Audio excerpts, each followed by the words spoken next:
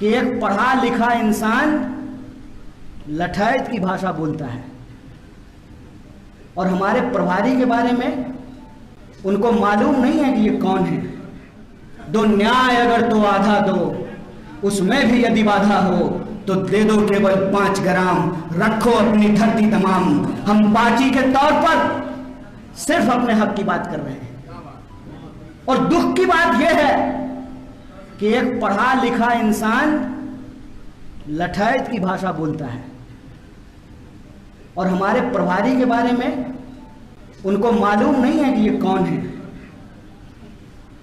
ये जो आपके बीच में बैठे हुए इंसान हैं, मैं इनके बारे में आपको बताता हूं कि अगर इनके जैसे लोग कांग्रेस पार्टी में नहीं होते तो हमारे और जिग्नेश जैसे लोगों को कांग्रेस पार्टी में आने का हिम्मत नहीं होता है। ये वो इंसान हैं जिनके चलते वेदांता का 50,000 करोड़, सुनना बैठा लीजिएगा संबित पात्रा की तरह,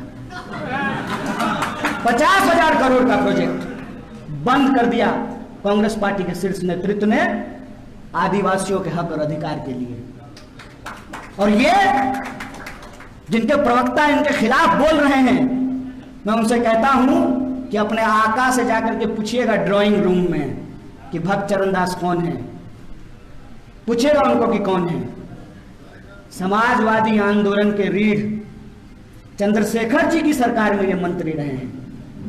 किसी के लिए कुर्सी कुर्सी बड़ा खेला होगा, लेकिन मैं आज भी कहता हूं ये भारत है, बेईमान लोग यहां पे होंगे, लेकिन ये धरती आज भी त्याग, तपस्या और ईमानदारी से चल रही है। इस पे भरोसा रखिए। मैं आपको कहता हूं कि अपने लिए इस बात पे भरोसा रखिए और इस बात के लिए भरोसा रखिए कि कोई भी चीज ऐसे नहीं मिलती है भाई साहब, ऐसे ही सबका वोट बराबर हो गया है। शकील भाई का वोट एक, चंदन भाई का वोट एक, राकेश भाई का वोट एक, कन्हैया का वोट एक, ऐसा ही वोट हो गया है। प्रतिमा जी का वोट एक, पूनम जी का वोट एक, ऐसा ही बराबर हो गया है। सोच के देखिएगा, समझ करके देखिएगा, ये साधारण चीज नहीं है। और आज वोटों को लोगों ने गुना गणित में फंसा दिया है। वोटों के गुना गणित से ऊपर उठ करके हमको बिहार के मुस्तकबिल के बारे में सोचना पड़ेगा। इसलिए आज हम इस धरती पर आए हैं, इसीलिए आज हम यहां जब सभा कर रहे हैं तो किसी के ऊपर हम अनावश्यक टिप्पणी नहीं करना चाहते हैं। जनता के अदालत में जनता के सवालों को लेकर सिर्फ चुनाव में नहीं, चुनाव से पहले भी और चुनाव के बाद भी उनके दुख दर्द में, उनकी न्याय, एकता और बराबर की लड़ाई में जो शामिल होगा वही उसका नेतृत्व करेगा। ये बिहार की जनता को चुनना पड़ेगा। जो लोग चुनाव को समीकरण बना दिए हैं उनसे हम एक सवाल पूछना चाहते हैं। कोरोना का बीमारी जात पूछ करके हो रहा था? नहीं नहीं नहीं नहीं, ये जो है पंडित जी का लड़का है, इसको को नहीं होते हैं। नहीं नहीं नहीं, ये तो जो है दलित है, इसको हो जाते हैं। जात पूछ करके कोरोना होता है। डेंगू का मच्छर आपके कान के पास आता है, पहले आपका उपनाम पूछता है, बताओ कौन जात हो, कौन जात, उसके बाद काटता है। कब तक पूर्वक बनाइएगा जी, कब तक पूर्वक बनाइएगा? कांग्रेस पार्टी नहीं है सत्ता में, बिहार की सत्ता में कांग्रेस पार्टी नहीं है। कांग्रेस पार्टी से जिन लोगों ने सत्ता छीनी थी, बिहार की जनता जब उनके घर पे जाते हैं लोग वोट मांगने के लिए, तो पूछे ना कि बताओ क्या दिए हो हमको 30 साल में। ये सवाल उनसे पूछना चाहिए, नहीं पूछना चाहिए। खाली आत्मसम्मान होता है, खाली आत्मसम्मान होता है।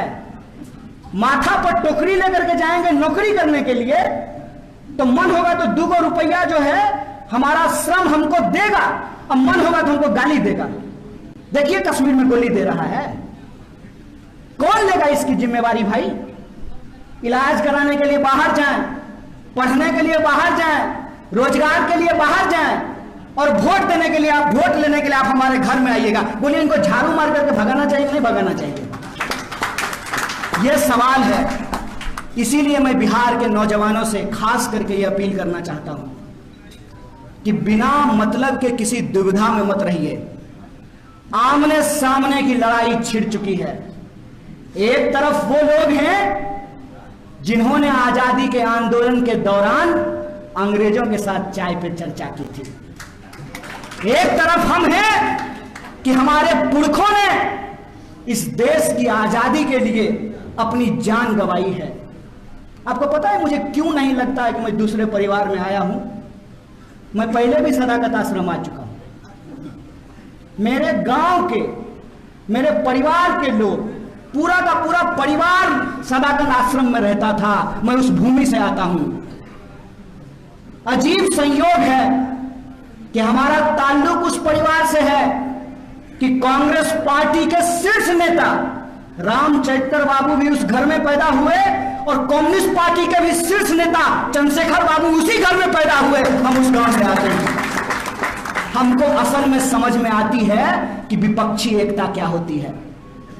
विपक्षी एकता का मतलब अगर कोई समझ सकता है तो सदाकत आश्रम की भूमि समझ सकती है। इस बात का मैं आपको भरोसा दिलाना चाहता हूं। और दूसरा भरोसा जो मैं आपको दे सकता हूं, देखिए पुरवा पछिया कुछ हो जाए, कुछ हो जाए, इतना तो मानते हैं ना कि कांग्रेस कभी भाजपा के साथ नहीं जाएगी। बोलिए, खुल के बोलिए, कुछ हो जाए। अरे हो सकता है दो चार गो सिंधिया निकल जाए, क्या दिक्कत? क्या कांग्रेस पार्टी कभी भाजपा के पास जा सकती है? और एक इतिहास और बता देते हैं, सीना ठोक के बोलते हैं, कल से प्रवक्ता जवाब दें कि कांग्रेस पार्टी को छोड़ करके कौन ऐसी पार्टी है जिसने भाजपा के साथ गला नहीं मिलाया है? बोलिए, बोलिए, इस सवाल का जवाब दीजिए। और आखिरी बात बोल करके मैं आपकी बात खत्म करूंगा। मैं बिहार के तमाम वो लोग जिनको बिहारी होने पे गर्व महसूस होता है, बिहार के वो तमाम नौजवान जिनको लगता है कि बिहार का मुस्तकबिल बदलना चाहिए, जब हम जाएं तो लोग सम्मान के साथ कहे कि अरे आइए आइए, आप तो बुद्ध की ज्ञान भूमि से आए हैं। अरे आइए आइए, आप तो चाणक्य की भूमि से आए हैं। अरे आइए आइए, सामाजिक न्याय के बड़े पुरोधा जगदेव प्रसाद और कर्पूरी ठाकुर की भूमि से आए हैं। अरे आइए आइए, आप तो दशरथ मांझी की धरती से आए हैं। अरे आइए आइए, आपके यहाँ तो 1942 के भारत छोड़ो आंदोलन में अंग्रेजों को दांतों तले उंगलियां चबानी पड़ी थी। आप उस क्रांतिकारी धरती से आए हैं।